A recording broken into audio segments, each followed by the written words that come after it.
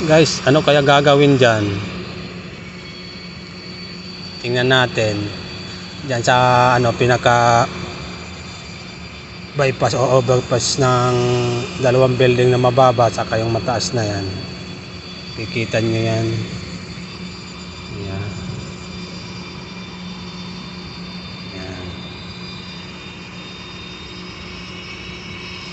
Tingnan natin kung anong ikakabit nila dyan. Pero nasa baba po yung mga bakal.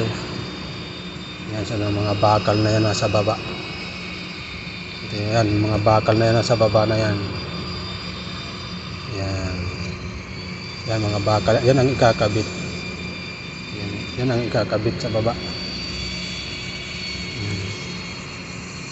Kita nyo po ha.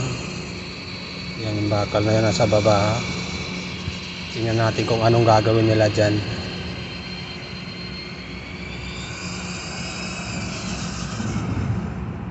Yan. Yan kasi ang existing. Yan ang existing na overpass. Yan, existing yan, di ba? Baka dadagdagan nila o ano.